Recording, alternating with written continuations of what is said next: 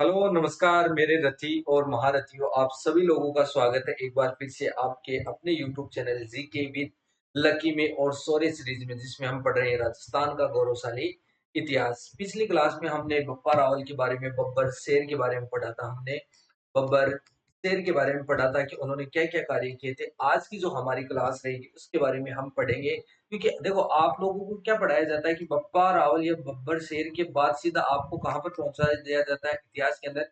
आलू कुमार, आलू कुमार या अलट कुमार। सीधा आप लोगों को क्या पढ़ाया जाता है? सीधा यही पढ़ाया जाता है। अब ये तो हुआ था कि अगर बप्पा रावल के बाद अगर इतिहास में देखा जाए तो 753 ईस्वी तक क्या किया था इन्होंने, शासन किया था कि, लेकिन हमने क्या, हमें एक शिलालेख प्राप्त हुआ था। कौन सा? 754 ईस्वी का। किसका? 754 ईस्वी का। कौन सा? कुकड़ेश्वर। कौन सा? कुकड़ेश्वर मा कुकड़ेश्वर मौर्य राजा का ये शिलालेख प्राप्त हुआ। इसका मतलब इससे हमें जानकारी से प्राप्त होता है कि बप्पा रावल ने 754 ईस्वी के बाद क्या किया था? चित्तौड़ पर अधिकार किया था। लेकिन अगर हम मोटा-मोटा देखें कि 753 या 754 से लेके 953 या 954 के बीच का जो इतिहास है, ये मेवाड़ का इतिहास है, ये हमें नहीं पढ़ाया जाता, ना ही आप लोगों ने आज तक पढ़ा होगा। अब इन 200 सालों के बीच के अंदर ऐसा क्या हुआ था कि क्या इन 200 सालों के बीच क्या मेवाड़ के अंदर राजा नहीं हुए थे? अगर राजा हुए थे तो कौन-कौन से राजा हुए थे और उन्होंने ऐसा क्या काम कर दिया था कि उनका नाम या इतिहास सिर्फ एक किताबों के अंदर बंद होके रह गया, हमें पढ़ाया नहीं जाता। तो इन 200 सालों का इतिहास मैं एक ही क्लास के अंदर आप लोगों को पूरा करवाने वाला हूँ। इससे क्लास स्टार्ट करने से पहले वही 5 मिनट का फटाफट रिवीजन। कौन-सा? 5 मिनट फटाफट रिवीजन बप्पा रावल के बारे में, जो हमने पिछली क्लास में पढ़ा था उसके बारे में मैं आप लोगों को ब्रीफ में बता देता हूँ। देखो, बप्पा रावल के जो समकालीन थे वो कौन थे? नागभट्ट प्रथम थे। इनके पिता का नाम महेंद्र सेकंड था, इनकी माता का नाम कमला देवी था।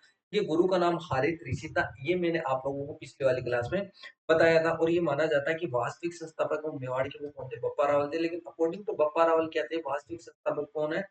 एकलिंग जी महादेव, और हम तो क्या उनके दीवान हैं। और यही कारण है कि जो मेवाड़ के जो लोग हैं, ये जो मेवाड़ के राजा हुए, अपने नाम के आगे क्या है, महाराजा या राजा की उपाधि कभी नहीं लगाए, क्योंकि वो अपने आप को क्या समझते हैं? सिर्फ और सिर्फ दीवान समझते हैं। Charles Charles Martin, Charles Martin की उपाधि सीवी वेद्य ने दी थी। अब चार्ल्स मार्टिन कौन थे? चार्ल्स मार्टिन वो थे फ्रांसीसी सेनापति थे, जिसने यूरोप के अंदर सबसे पहले क्या किया था? मुसलमानों को इन्होंने हराया था। इन्होंने क्या किया था? सोने के सिक्के चलाए थे। बप्पा रावल ने सोने के सिक्के चलाए थे। आप लोगों को मैंने पिछले क्लास में पढ़ाया था, सबसे पहले सोने के सिक्के इन्होंने चलाए इन्होंने चलाए थे।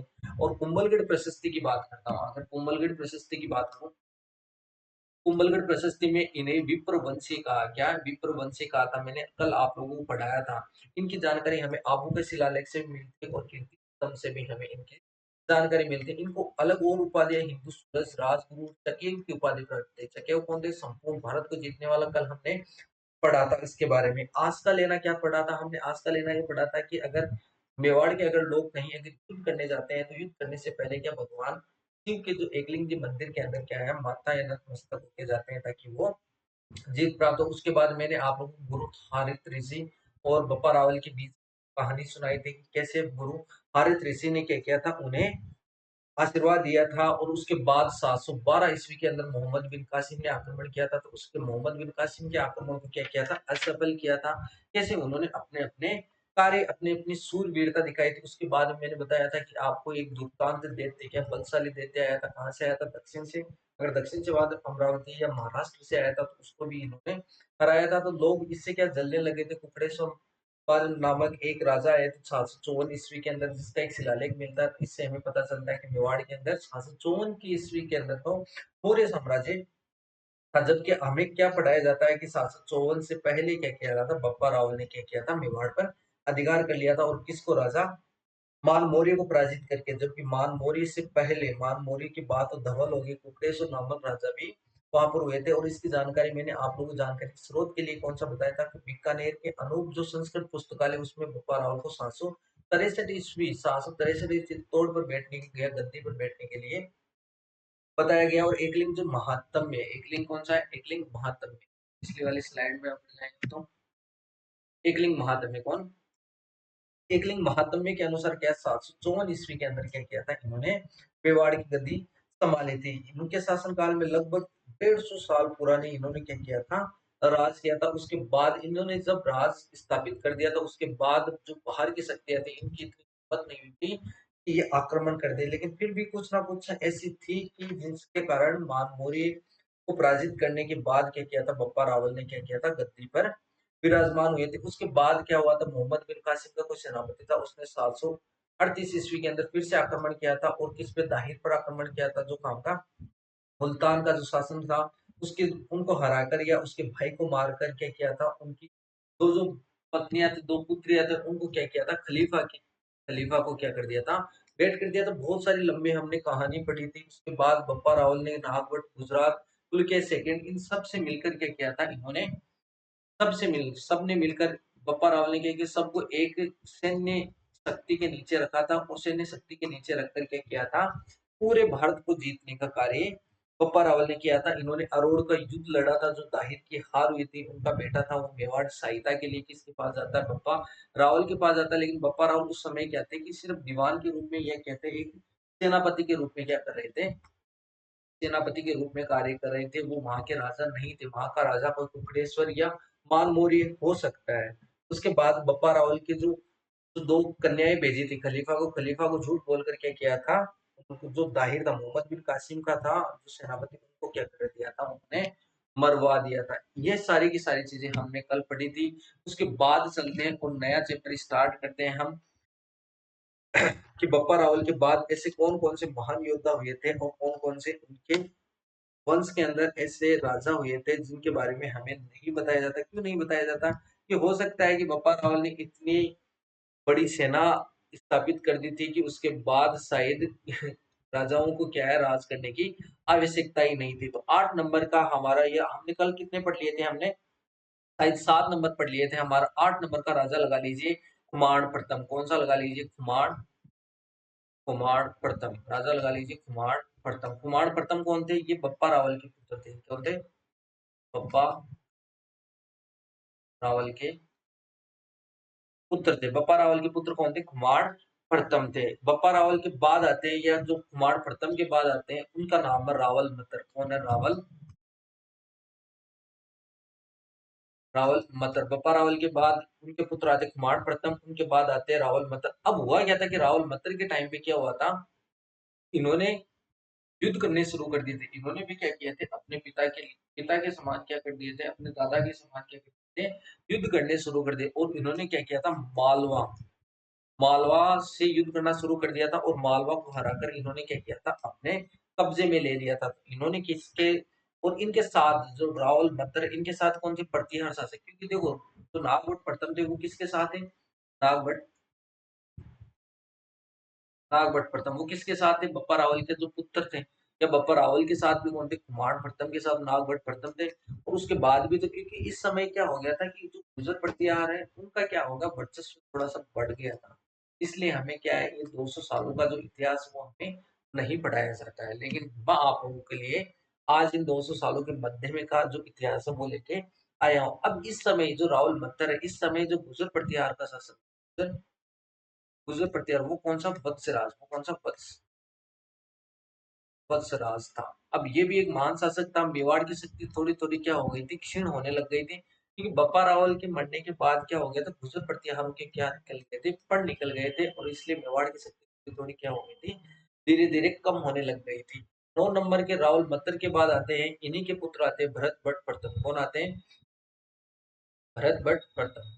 कौन आते हैं, भरत भट्ट प्रथम। अब भरत भट्ट प्रथम के क्या हुए थे, दो पुत्र हुए थे। इनके क्या हुए थे, दो पुत्र, एक हुए थे रावल सिंह, एक हुए थे रावल सिंह, और एक हुए थे ईशान सिंह, एक हुए थे ईशान सिंह। अब जो रावल सिंह हुए थे, ये तो कहां पर बैठे थे, मेवाड़ की गद्दी पर। ये तो कहां पर बैठे थे, मेवाड़ की गद्दी पर। लेकिन जो ईशान सिंह, ये कहां से, यहाँ से ये कहां चले गए थे, जयपुर।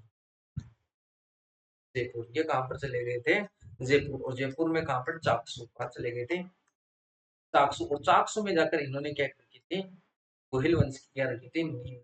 चाकसू में जाके क्या रखी थी, गोहिल वंश की क्या रखी थी,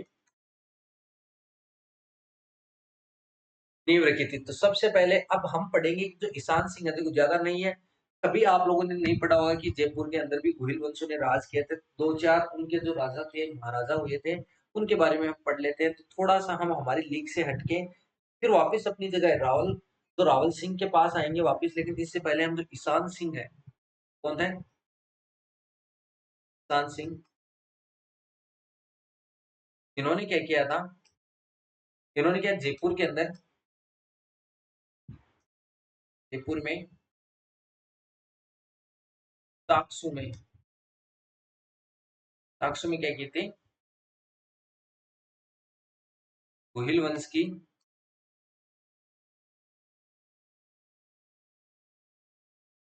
गोहिल वंश की इन्होंने क्या कर ली थी?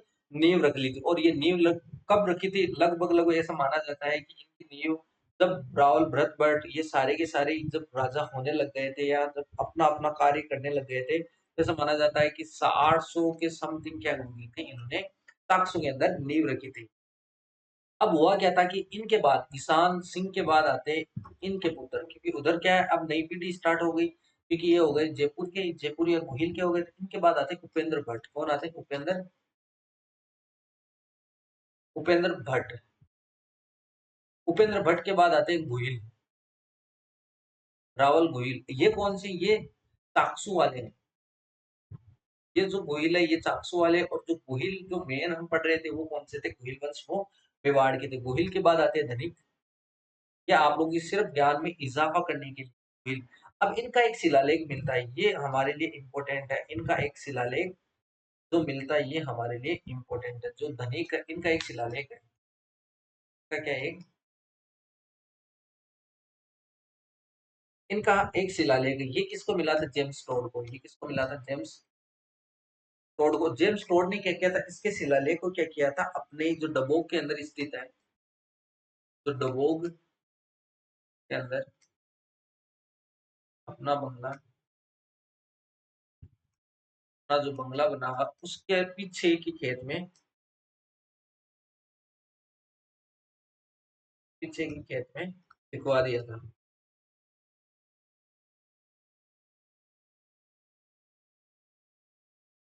और वहां से ये जो शिलालेख है ये किसको मिला था? GS गौरीशंकर हीराचंद ओझा को।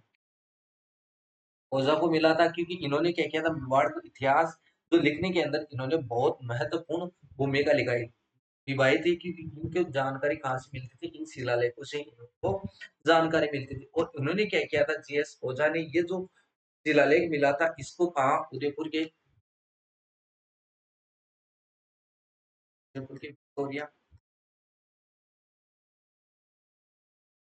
विक्टोरिया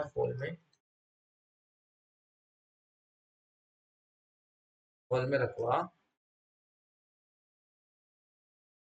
उदयपुर के विक्टोरिया हॉल के अंदर इन्होंने क्या रखवा दिया था? वो शिलालेख लिखवा दिया था। अब धनिक के बाद कौन आते हैं? धनिक के बाद इनके पुत्र हुए थे आहुक। के पुत्र हुए थे आहुक। आहुक के बाद हुए थे कृष्णराज। आहुक के बाद हुए थे कृष्णराज। कृष्णराज के बाद हुए थे शंकरगण। यहाँ से इंपॉर्टेंट है शंकरगण। शंकरगण ने शादी करी थी। शंकरगण ने यज्जा नाम की एक कन्या से शादी करी थी। शंकरगण ने किससे शादी करी थी? यज्जा। शंकरगण ने शादी करी थी यज्जा नाम की कन्या से शादी करी थी। और शंकरगण को एक उपाधि जरूर प्राप्त थी। शंकरगण को एक उपाधि प्राप्त थी। इनको उपाधि अनेक युद्धों का विजेता।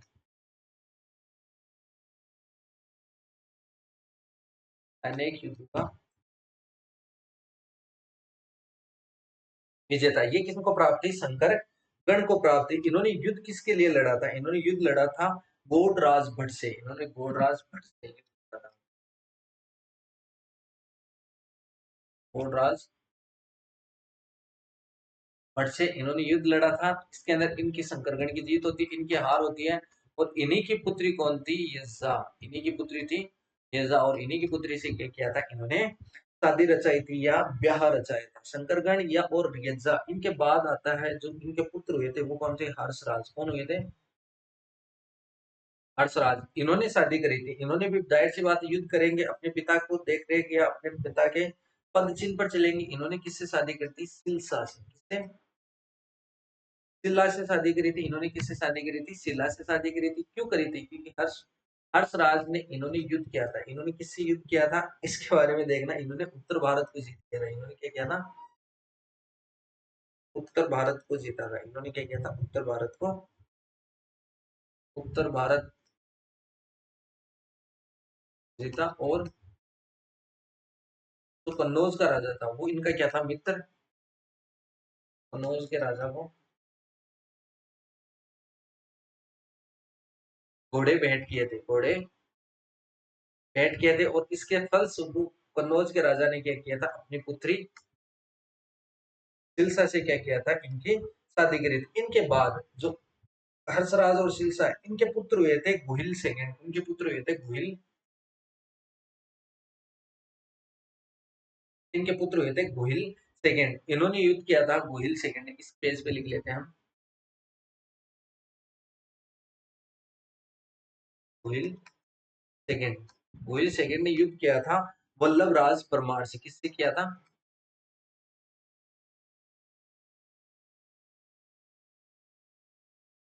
वल्लभ राज परमार से। इसमें इनकी जीत होती है और इनकी हार होती है। और हार होने की खुशी में इन्होंने क्या किया था? अपनी पुत्री, इनकी पुत्री थी रज्जा। इनकी पुत्री का नाम था रज्जा। पुत्री का नाम था। और रज्जा की शादी किससे करवा दी थी? गुहिल सेकंड से करवा दी थी रज्जा की शादी। और रज्जा के बाद आते हैं जो इन्हीं के पुत्र हुए थे, रज्जा और गुहिल सेकंड के पुत्र हुए थे, वो आते हैं पुरास भट्ट। वो कौन हुए थे? पुरास भट्ट।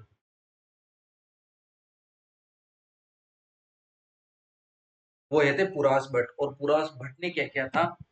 दक्षिण राजा विरूप को परास्त किया था। इन्होंने युद्ध किया था दक्षिण राजा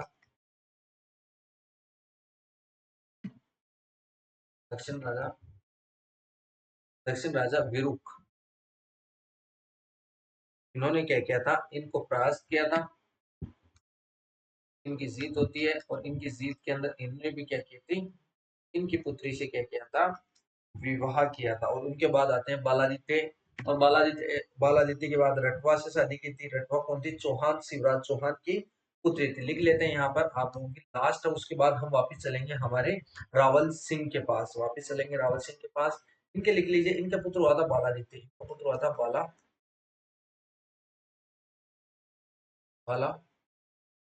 बालादित्य। और बालादित्य ने रटवा से शादी की। रटवा नाम की लड़की से शादी की थी। ये कौन थी? ये शिवराज चौहान की पुत्री। कौन थी?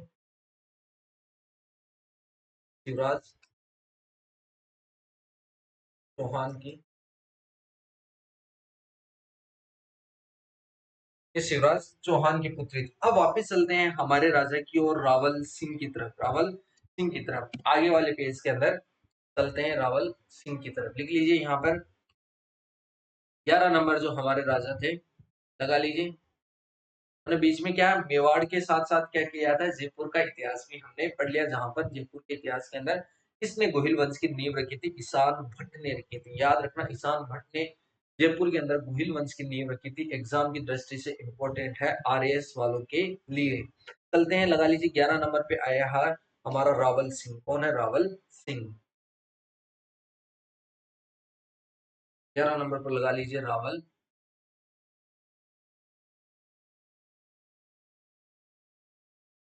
11 नंबर पे रावल सिंह। रावल सिंह के बाद जो 12 नंबर पे आए थे वो आए थे कुमार सेकंड। इनकी पुत्र कुमार सेकंड। कुमार, तीन कुमार हुए हैं मेवाड़ के अंदर। कुमार प्रथम, कुमार सेकंड और कुमार थर्ड। तो जो कुमार सेकंड हुए थे ये क्या हुए थे? ये इतिहास के अंदर बहुत ही क्या हुए थे? प्रसिद्ध राजा हुए थे। क्या हुए थे? बहुत ही प्रसिद्ध राजा हुए थे ये इतिहास में बहुत ही प्रसिद्ध राजा हुए हैं।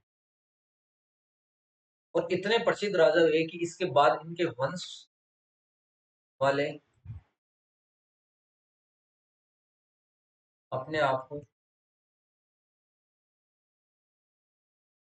कुमार का वंश, कुमार का वंश कहने लग लग गए थे। इन्होंने इतना कार्य किया था, इन्होंने क्या किया था, पार्श्वनाथ मंदिर का निर्माण करवाया था। इन्होंने क्या किया था, पेन का कलर चेंज कर लेते हैं और लिखते हैं, इन्होंने पार्श्वनाथ मंदिर का निर्माण करवाया। इन्होंने पार्श्वनाथ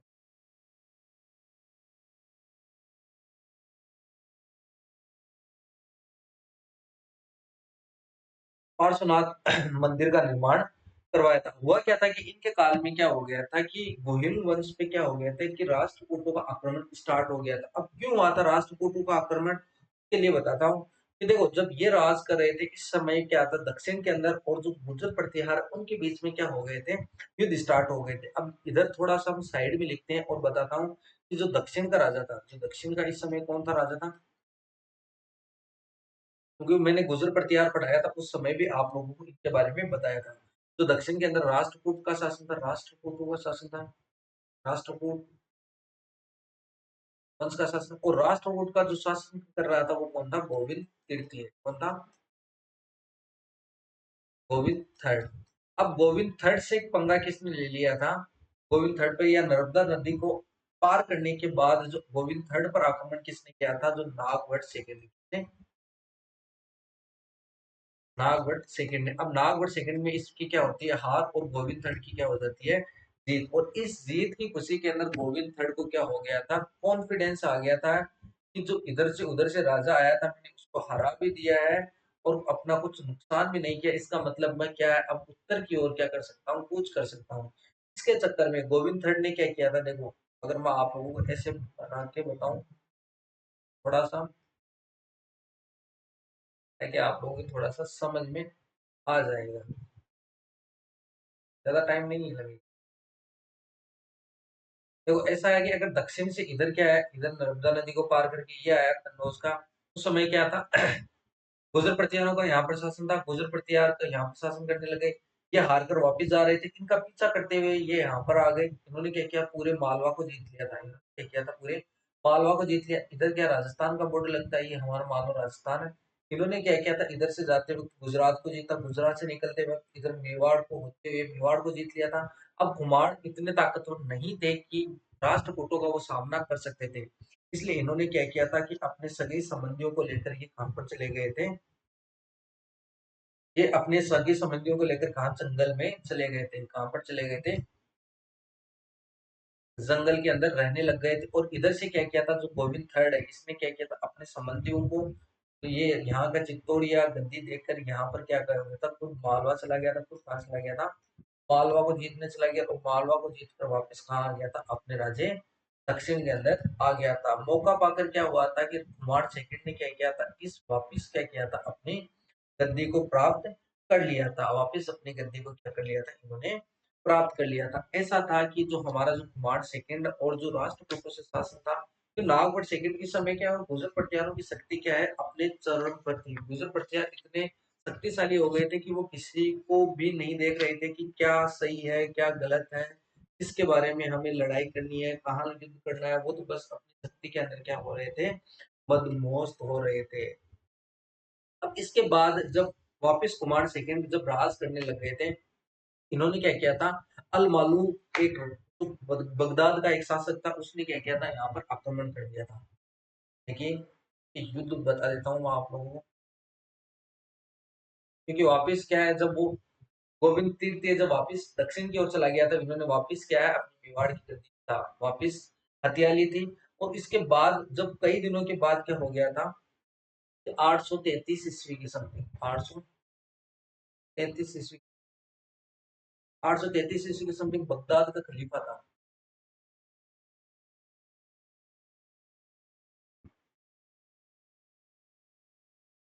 बगदाद का क्या था, खलीफा था। इसने क्या किया था, चित्तौड़ पर आक्रमण किया। बगदाद के खलीफा ने क्या किया था, चित्तौड़ पर आक्रमण।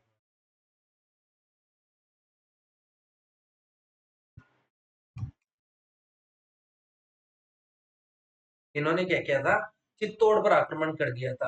अब चित्तौड़ पर आक्रमण कर दिया था, तो कुमार सेकंड ने क्या, वही अपने जो पूर्वज, जो किसने, कुमार सेकंड ने, देखो ध्यान से देखना, कुमार सेकंड ने वापिस,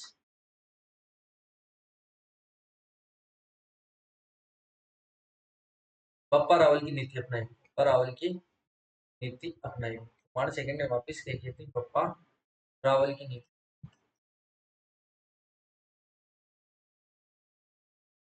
क्या अपनाई थी, कि जिस प्रकार बप्पा रावल ने क्या एक छत के नीचे सबको एक छत के नीचे किया था, उसी प्रकार क्या किया था कुमार सेकंड ने भी क्या किया था कि सबको एक साथ फौजें बुलाई। और कुमार सेकंड ने क्या की थी कि जो छोटे मोटे राज्य थे, छोटे मोटे राज्यों के राजाओं को बुलाकर क्या करी थी, एक बड़ी सेना तैयार करी थी, एक बड़ी सेना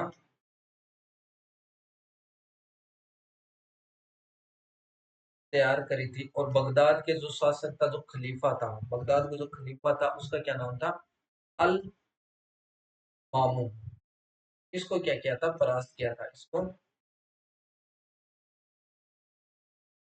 क्या किया था, बगदाद के खलीफा जो अल मामून, इसको परास्त किया था। अब इसके बारे में ऐसा माना जाता है कि इन्होंने क्या लड़ी थी, 24 लड़ाइयां लड़ी थी। कितनी, 24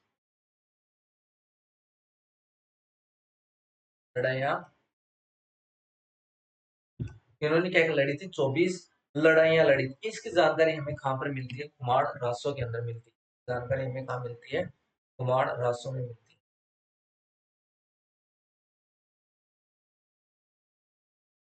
जानकारी हमें कहाँ मिलती है, कुमार रासो में।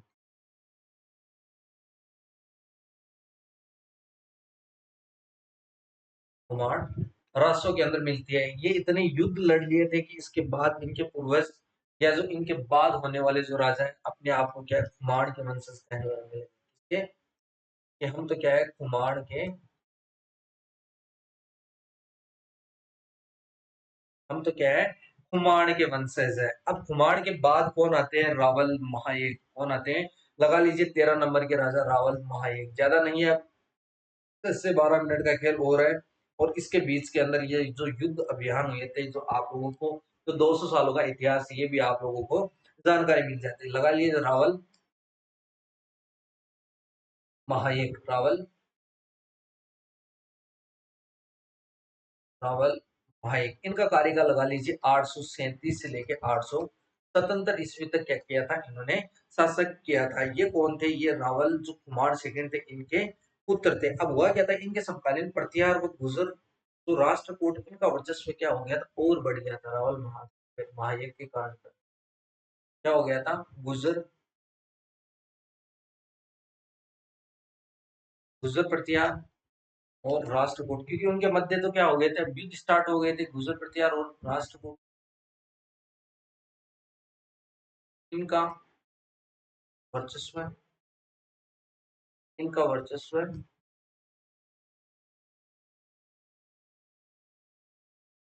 और क्या हो गया था, और बढ़,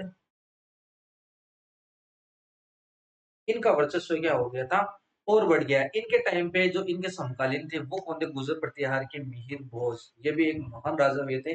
अगर आप लोगों ने अगर गुजर प्रतिहार पढ़ा है तो आप लोग जाकर देखना, मैंने पूरा विस्तार से मिहिर भोज के बारे में आप लोगों को बताया था कि मिहिर भोज, इनका कार्यकाल 836 से 85 के समथिंग इनका कार्यकाल था। 836 से लेके 885 तक इन्होंने, इनका कार्यकाल था। और ये एकमात्र थे जिन्होंने क्या किया था, संपूर्ण भारत को जीता था। संपूर्ण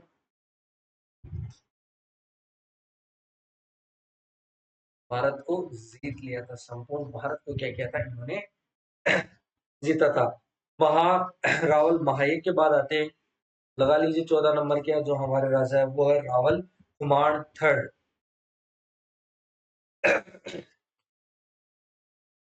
लगा लीजिए रावल कुमार थर्ड,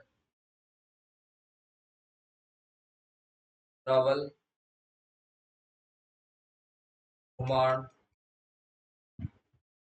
रावल कुमार थर्ड। इनका कार्यकाल 877 से लेकर 926, इनका कार्यकाल 877 से लेकर 926 तक इनका कार्यकाल थे। इन्होंने क्या किया था कि मेवाड़ का जो कुछ हिस्सा, जो गुर्जर प्रतिहार या जो राष्ट्रकूट ने जीत लिया था, इन्होंने क्या किया था, मेवाड़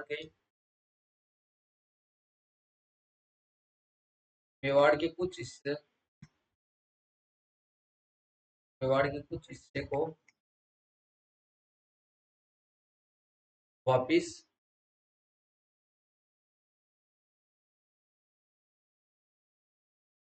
मेवाड़ के कुछ हिस्सों को क्या किया था इन्होंने, वापिस जीत लिया कुमारधड़ ने। इनकी जानकारी हमें मिलती है चित्तौड़ का एक अभिलेख है, वहां से इनकी जानकारी हमें कहाँ पे मिल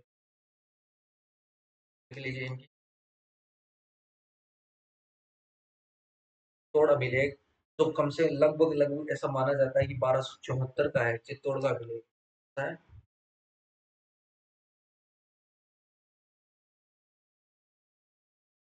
चित्तौड़ अभिलेख 1274 का, यहाँ से हमें क्या मिलती है इनके बारे में हमें जानकारी मिलती है। और इनके जो समकालीन राजा थे वो उनको क्या मुकुटमणि की क्या उपाधि दे रखी थी, इनके समकालीन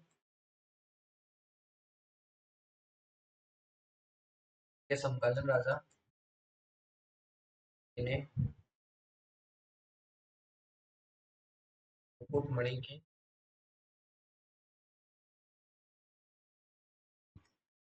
मुकुटमणि की उपाधि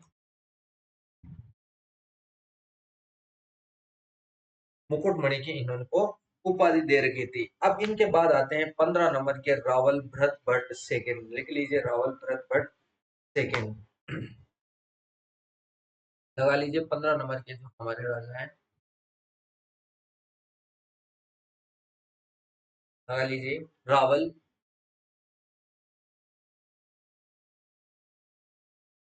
भरत भट्ट।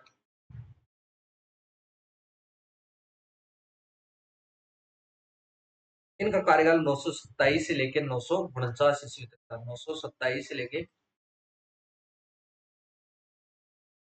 949 ईस्वी तक इनका शासनकाल था। इन्होंने क्या किया था, एक आदि वराह मंदिर का निर्माण करवाया था, लिख लीजिए। उन्होंने आदि वराह, उन्होंने आहड़ में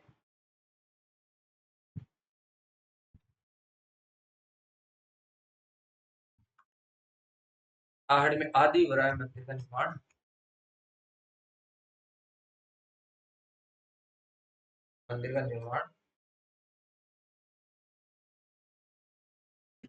निर्माण करवाया था। इन्होंने आदि वराह मंदिर का निर्माण करवाया था। चलते हैं 944 में इन्होंने, इनकी जानकारी हमें कहाँ पे मिलती है, 944 का एक आदि वराह मंदिर का शिलालेख से। ये कौन से 944,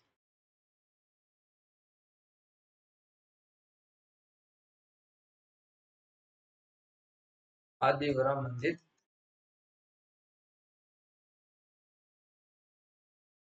शिलालेख से हमें क्या इनके बारे में जानकारी मिलती है। 942 का प्रतापगढ़ शिलालेख है, वहां से हमें जानकारी मिलती है। कहाँ से, लिख लीजिए 942 का, 942 का प्रतापगढ़ शिलालेख,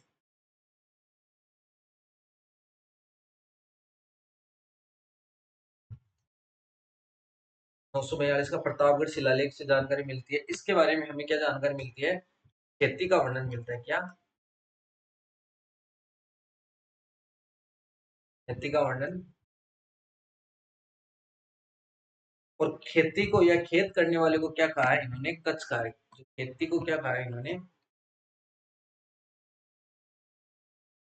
खेती को इन्होंने क्या कहा था, कच कहा था। और इन्हें उपाधि प्राप्त है, इसी शिलालेख में हमें इनको एक उपाधि प्राप्त है, महाराजा धीराज की। कौन सी,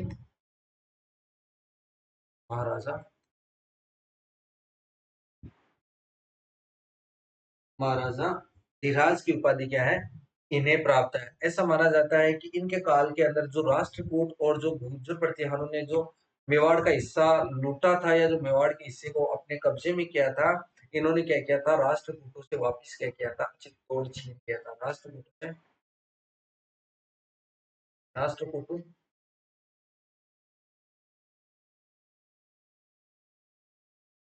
वापिस चित्तौड़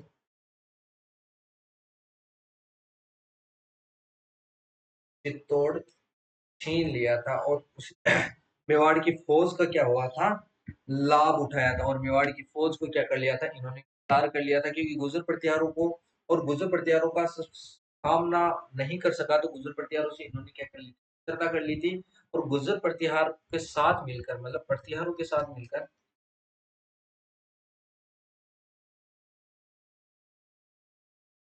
प्रतिहारों के साथ मिलकर क्या किया था इन्होंने, राष्ट्रकूट को क्या किया था इन्होंने, पराजित किया था और वहां से क्या किया था इन्होंने, खदेड़ा था। उसके बाद राष्ट्रकूट को जो परास्त भी किया था, और राष्ट्रकूट को परास्त करने के बाद राष्ट्रकूट की जो पुत्री थी, या एक रानी बोल सकते हैं या एक कन्या बोल सकते हैं, उनकी कन्या कहते हैं महालक्ष्मी से किया था विवाह। किसे? महालक्ष्मी से,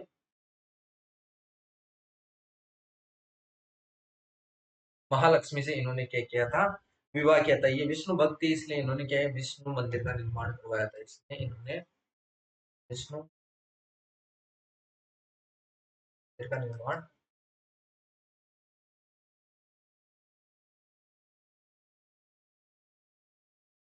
इन्होंने विष्णु मंदिर का निर्माण भी करवाया था। और ऐसा माना जाता है कि इन्होंने एक तालाब भी बनवाया था। आगे वाले पेज में लिखे थे, इन्होंने एक तालाब बनवाया था। और उस तालाब को आज भी किस भरत भटिया नाम से, भरत भरत भटिया तालाब के नाम से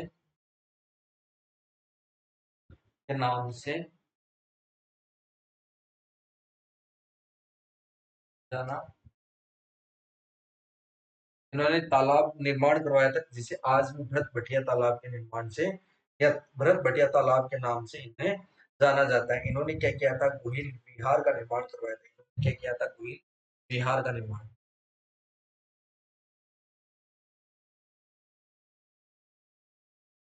बिहार का, गुहिल बिहार का निर्माण करवाया था, जहाँ क्या आदिनाथ की प्रतिमा स्थापित है।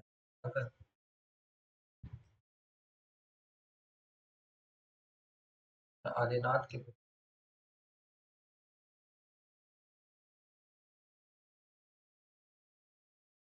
जहाँ क्या है, आदिनाथ की प्रतिमा स्थापित। और 949 ईस्वी के आसपास क्या हो गया था, इनका देहांत हो गया। 949 ईस्वी के आसपास इनका क्या हो गया था, देहांत हो गया था। 949 ईस्वी के आसपास क्या हो गया था इनका,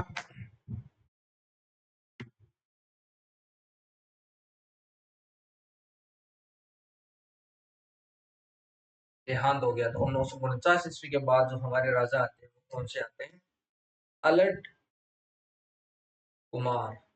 ये हम पढ़ेंगे अगली क्लास के अंदर। और इसके बाद जो हमारा क्रमबद्ध जो इतिहास है, मेवाड़ का इतिहास है, वो हम जारी रखेंगे। तो आज के लिए इतना ही। 200 सालों के अंदर हमने जो भी 200 सालों के बीच के अंदर जो हमारे मेवाड़ के इतिहास की जो घटनाएं थी, हालांकि एग्जाम में पूछी नहीं जाती, लेकिन हमें पता होना चाहिए कि इन 200 वर्षों के बीच में मेवाड़ के अंदर क्या हुआ था। क्यों मेवाड़ के इतिहास को 200 वर्षों का इतिहास में नहीं पढ़ाया जाता, क्यों नहीं पढ़ाया जाता, क्योंकि इस समय गुजर प्रतिहार और क्या राष्ट्रकूट का क्या वर्चस्व थोड़ा बढ़ गया था। इसलिए क्या मेवाड़ का इतिहास थोड़ा सा क्या है, दबा रह गया। तो आज के लिए इतना ही। मिलते हैं अगली क्लास में, तब तक जय हिंद जय भारत।